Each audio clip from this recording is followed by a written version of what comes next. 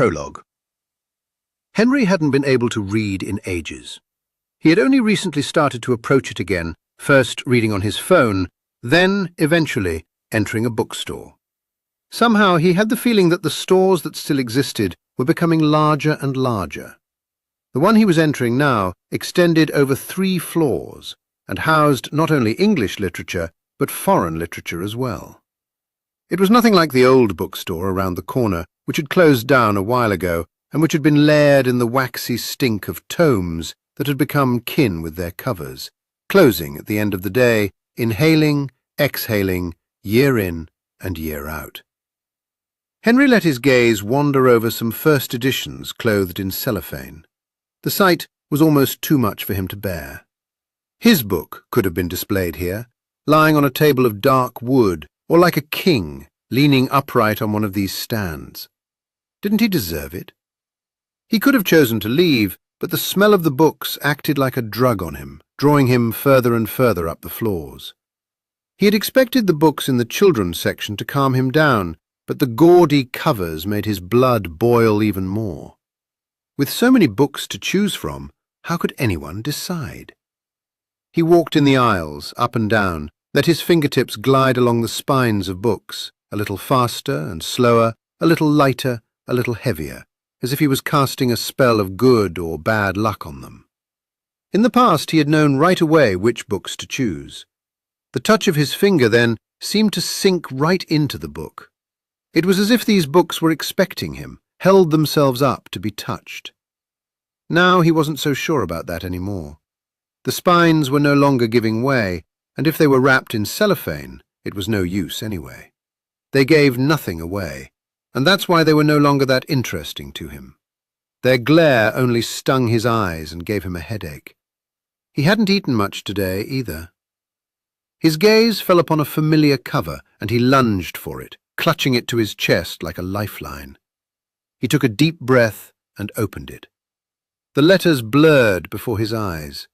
"Oh, I've been wondering if that book was any good." The voice seemed to come from the ether. Henry looked up. A young woman with short hair was standing in front of him. She was blurry as well. "I've read another one by this author years ago," Henry said wearily. "It was quite all right." It was as if someone else was saying these words. The young woman made no effort to leave. "I'm looking for a gift for my boyfriend. That's why I asked. I don't know much about books. I just wanted to give him something tangible, not an e-book." She pressed her fists together. Henry stared into the open book again, as if to collect himself. His gaze lingered on individual letters that intertwined, grew larger, then moved towards him. He came to on a soft surface. The smell of coffee was all around him. The young woman sat close to him on a chair. "Was it that bad?" "Huh?" Slowly, Henry tried to sit up. His head no longer hurt. "The book that we just talked about, I mean. Oh, never mind. Just a joke." Henry blinked and looked. The book was lying in the woman's lap, opened to a picture. "I'm Natalie," said the woman. Henry still lay on the couch, staring at the picture on the open pages. "and I'm inclined to buy the book because of your recommendation." She put the book down on the table and looked at Henry. "Are you feeling any better?" "Yes," Henry said. "Thank you." "You looked like you were having a panic attack." She added. Henry remained silent. "That's why I brought you here. Good thing I was there. There are so few people up here." "I don't know what got into me," Henry said. "You don't have to explain anything to me," the woman said.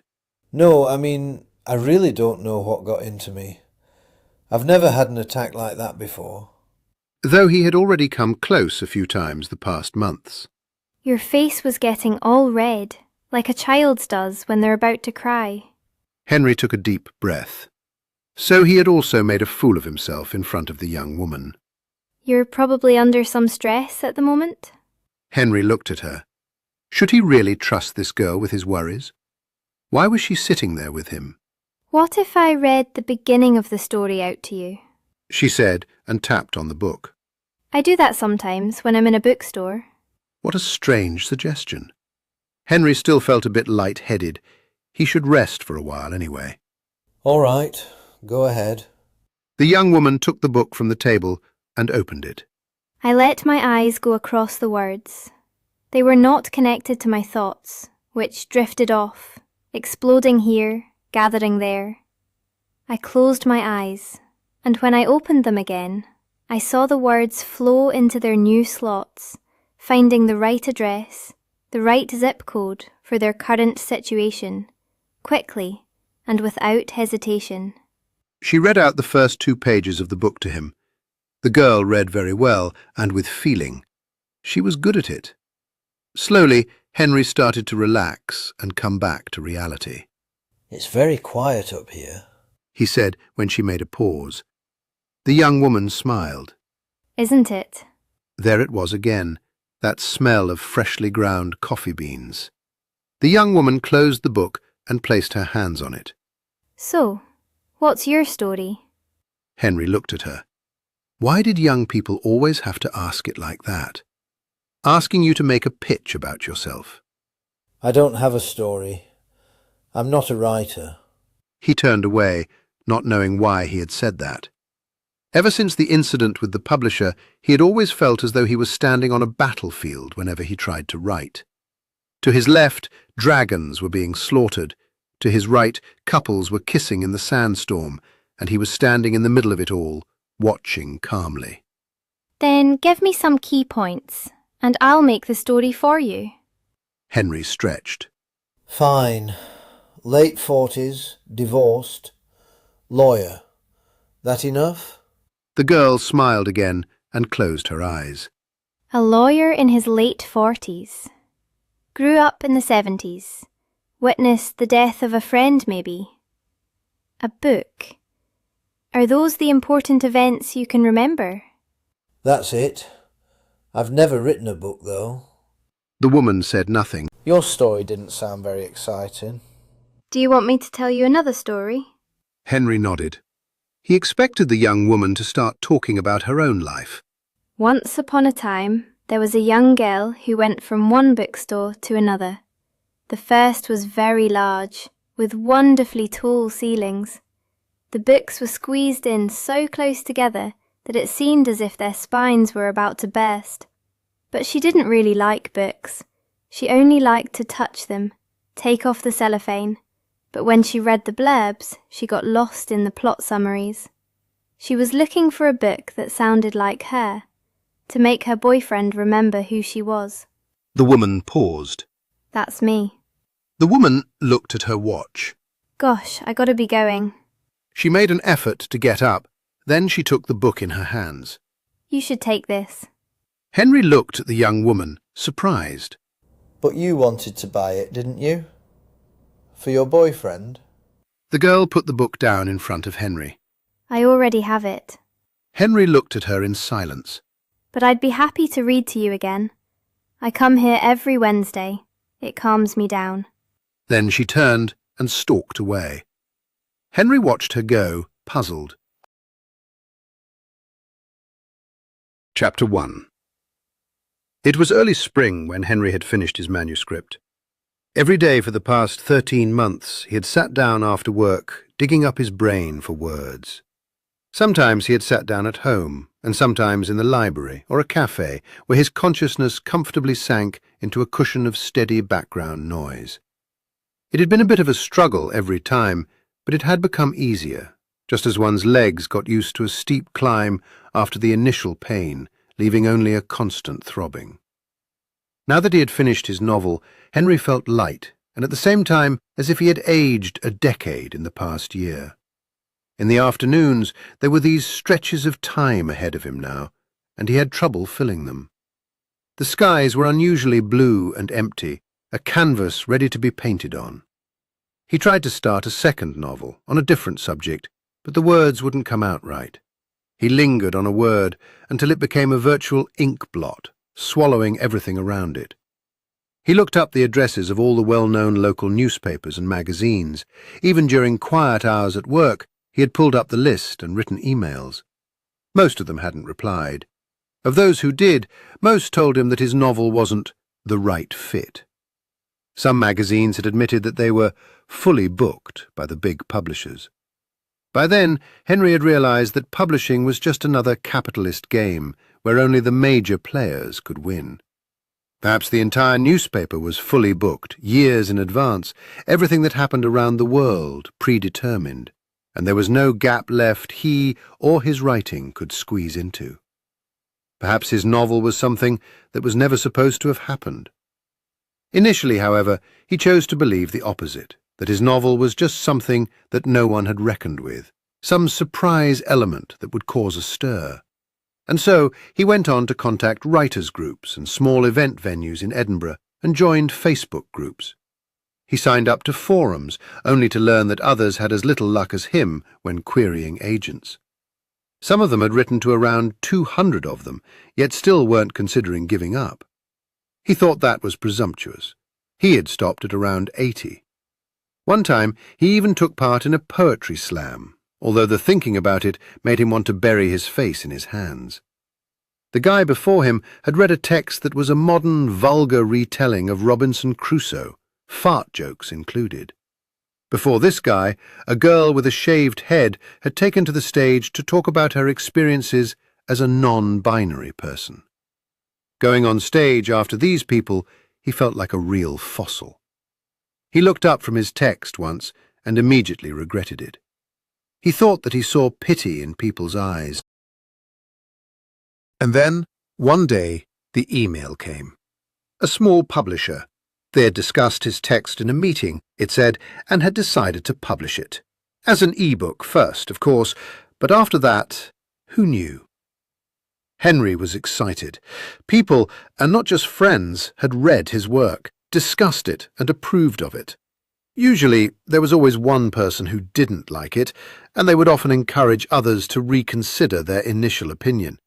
He had experienced that many times in his writing club. But these people held him in high regard. They would carry him to the top, or at least to some degree of success. A few days later, Henry was holding a copy of his publishing contract. The title of his novel was printed in bold letters on the first page. There were numerous clauses detailing what would happen in certain cases, for example, if his book was made into an audiobook or a movie. An audiobook? A movie? Was there a chance that could happen? Henry signed the contract with an old pen of his that he hadn't used in a long time, as there were rarely any occasions that warranted its use, and he found it a bit pompous. After that, he thought about calling his ex-wife. She had always complained about how he didn't have a life outside of work. That would show her that he had a whole other life, one inside of him. In fact, he thought, this inner life of him had always pushed outwards. It had simply been restrained by the coordinates of his job, raising his child and married life. The desire to call his ex-wife waned quickly, though, as he thought about the last time they had met.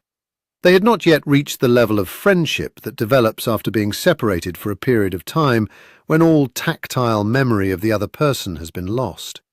After they had stopped sleeping in the same bed, Henry had sometimes found himself sleeping in the same uncomfortable position as if he were still spooning her, on his side with his hand next to his belly, as if he were condemned to lie in this position forever.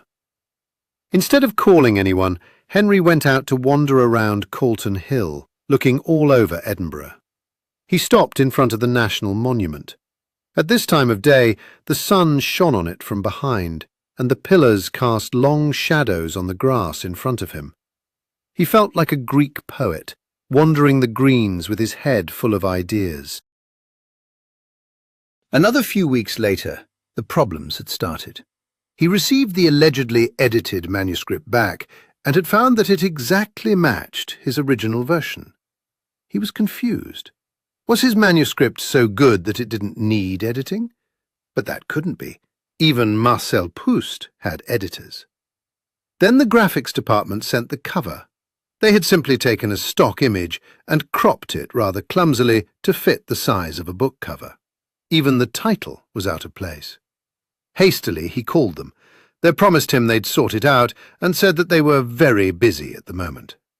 But the finished book, which suddenly popped up on the publisher's website a few days later, didn't look much better.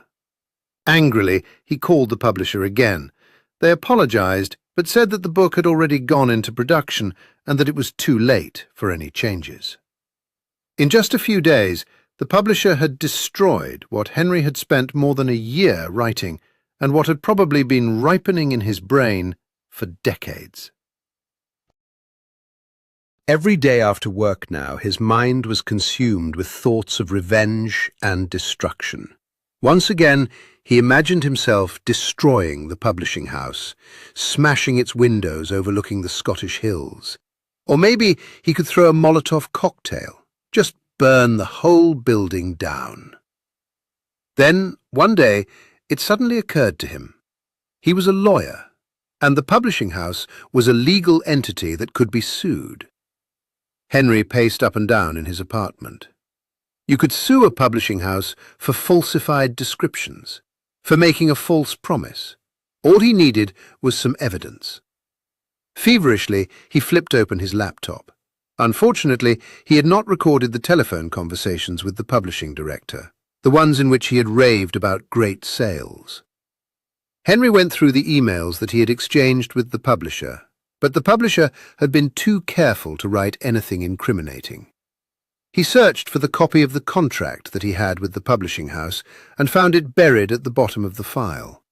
The contract was full of unfamiliar sections and small print, and he fell asleep over it. When he woke up again, he found that one side of the contract was stuck to his face.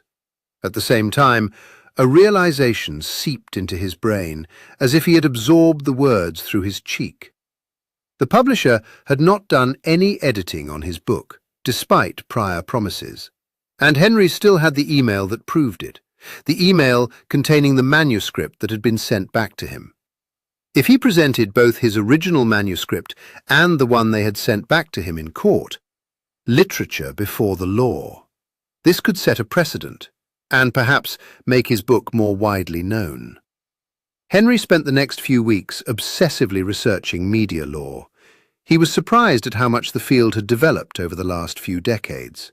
The internet, social media, reality TV, and a whole lot of other issues had led to new regulations.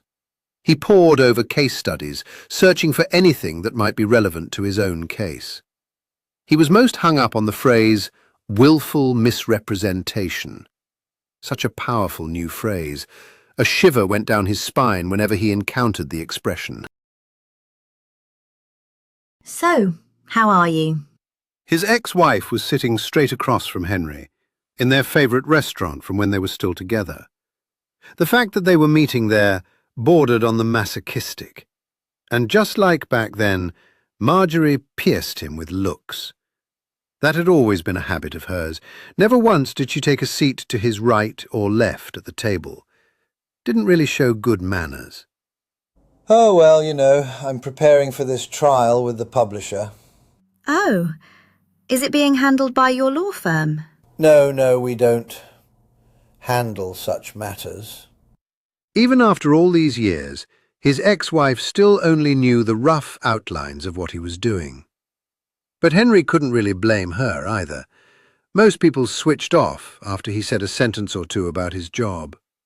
And what do you hope to gain from this? Money? The one thing Henry had learned from his job was that money was often the last thing on people's minds when they were suing someone. In Henry's case, the reason for suing was to protect what was left of his dignity, self-worth. Writing was the most human thing he had ever done, and the publisher had gradually taken it away from him, line by line, month by month, until it was no longer his. Henry reached for his wine glass. Recently he had started drinking more. He was sure that Marjorie had already sensed something was going on. You've always been like this, dogged and stubborn. That was one of his ex-wife's habits, passing general judgments. In the beginning, he had found it amusing, had teased her with it, but now he couldn't stand it anymore. What do you mean? Henry, you've had that idea of yourself for a long time, being a writer. It had built up around you like a shell. I couldn't get through to you sometimes. Do you remember all the times when I asked you to do something, take out the trash or so, and after half a day, the bins were still in the hallway? I think that, eventually, you just started living more with the people in your head than with us. It made Henry furious that she was bringing that up now, and it made him even more furious that she might have had a point. You've certainly been doing pretty well for yourself, what with your paintings. Because you were in your fantasy land all the time, or at work. Henry sensed that they were heading towards the dead spot again, as they so often did towards the end of their marriage. He called it the knot, where their two discussion threads were knotted together and everyone just kept pulling at their end. The death of their marriage had been slow and agonizing. They had been to see a couples therapist, one of the well-to-do ones with a waiting room, long corridors and a few knee-high plants. While they were talking, he had left his door open, as if to say that he was already awaiting the next clients and didn't have much time. Henry had been annoyed by how Marjorie had clung to her bag while they were talking, as if her belongings were the only things she could hold on to. Henry hadn't felt like himself. He had felt as though they were discussing someone else's marriage, calmly dissecting it. What irritated him even more was the fact that from time to time he felt a smile creeping onto his face. While his wife read out what felt like 7 pages of indictment, Henry thought about what his novel characters would be doing next. When the therapist asked him questions, he answered in the same strategic and logical manner he used when consulting one of his company's clients. He knew all the right loopholes, knew how to get his head out of the noose with words. It was as if his lawyer persona had taken over automatically to protect him from any potential damage or liability. He didn't really get what his wife was complaining about. He had provided her with a good life and enough money for her art classes and nights out with her girlfriends. The only thing he asked for was to be left alone with his novel's characters whenever he had a moment of free time in his busy schedule. After saying goodbye to his ex-wife, he stopped by the bookshop again, as he did every Wednesday. He strolled through the aisles, climbed the stairs to the café, but the young woman was not there. Henry sat down at the table where Natalie had read to him last time and leafed through magazines. He still not managed to pick up a book.